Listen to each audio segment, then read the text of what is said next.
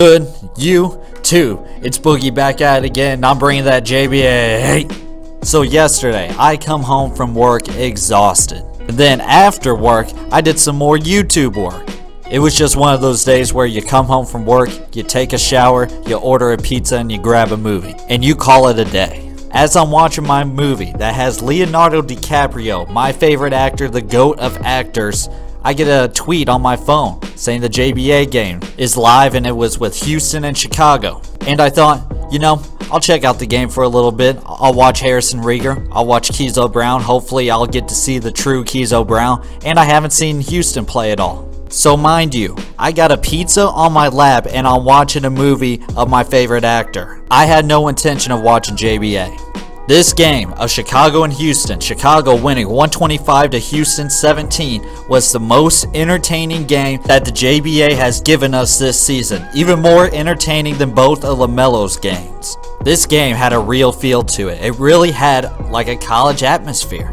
It was high flying, they played above the rim, defense was being played, it was tough basketball. Here's what I mean by college feel. They played above the rim. If someone went up for a layup, there'd be a guy up there contesting. If someone went up for a dunk, there'd be a guy contesting. And here's the thing, for people who say that JBA lacks skill, if you're playing basketball above the rim, you are at least playing college basketball. That's the quality I'm talking about. All of them, athletes, college athletes. Another college feel aspect, the defense. Now, so far with all the JBA games I've seen, they played defense some teams harder than others. But with Chicago and Houston, they played hard, tough-nosed driven defense from start to end, especially late. I want to start with Harrison Rieger, who we had an interview with that you need to check out. I'm not sure of his stats. Like I said, I had a pizza on my lap and not a notebook. But he played another great game. Like I said in an earlier video, he does what the team needs him to do. He's skilled at every facet you need in a basketball game. Harrison played a pivotal role in last night's win. He made a stop on Houston's best player, that Myers kid, to force overtime, and then he had a big and one in overtime. Which brings me to my next point. I think Harrison needs touches. No, he does need touches. I don't think I know. Give him a little bit more touches. I think Chicago sees him as a spot-up shooter, and he can shoot, but he can also drive. He makes good plays. He's smart. He drives to the basket with no fear. Someone else who doesn't have any fear, Kezo Brown. I mean that in a good way and in a bad way. But let's start with the good. Kezo Brown finished with 46 points, 8 of 18 from 2, 6 of 15 from 3, 7 of 8 from the free throw line. He played a great game. He is definitely Chicago's best scorer. Kezo definitely played a little bit more under control than when I watched him in the first game, but he can still get a little out of control. He'll get hot. He'll make 2 good drives in a row, score on both of them, and then he's going to pull up for 3. It seems like it happens every time. Once he gets his confidence up, he tries to do a little something extra. And here's something else that I noticed with the JBA. They don't call nearly as many fouls as an NBA game, as a college game. They let them play for the most part. And Kezo got to the line 8 times, which, like I said, I haven't seen. The only people I've seen go to the line, LaMelo and Kezo. And that's Kezo's game.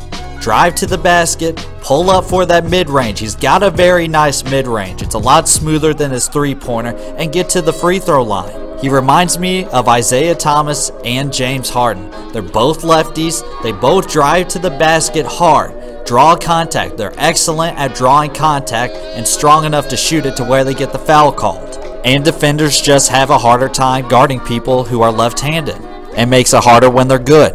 But he's just not a true point guard. Don't take this as hate. He's still a great player. I think he'd be a better player at the 2.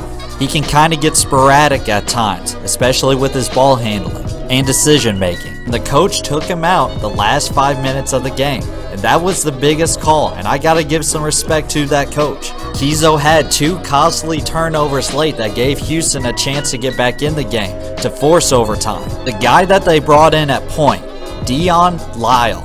And this kid, he's the point guard of Chicago. If Chicago wants to be the best, they need to keep him at point guard and Kezo at the 2. During the live stream yesterday, this Dion Lyle guy, who played for the University of Texas San Antonio in Conference USA and was the 6th man of the year. He was second on the team in scoring with 11.3 in college. It didn't take long to realize that he was their point guard.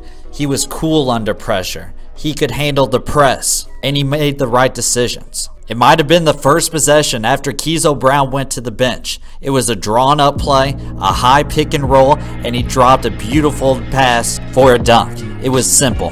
If Chicago puts Dion Lyle at the point, they will be a team that can do some damage. I want to talk Houston a little bit. They had this one kid, this Myers kid, who was an excellent athlete and highly skilled basketball player. Definitely a top 5 talent. And a big shout out to Houston's coach. It might have been a possession or two after a Kezo Brown turnover. They called a timeout, brought the ball up to the front court. It was a beautifully drawn, one pick, one pass, easy layup play from the sideline. Houston inbounded it, screened for a cutter. Chicago didn't switch. They both weren't expecting it. Overtime. I would talk more about Houston, but the announcers, they were definitely pro Chicago and definitely pro Kezo Brown. But Houston will definitely be a Final Four team. My last point with Houston, that was the first unselfish team that I've seen play so far. Houston's got a very good coach. They run a lot of set plays, they're organized, they get a good shot almost every possession. In overtime, Chicago ran away with the game. Now, you're gonna make fun of me, I know it, so go ahead and start it in the comments section. But Chicago had home court advantage. They had fans in the arena. You could actually hear the fans on the live stream.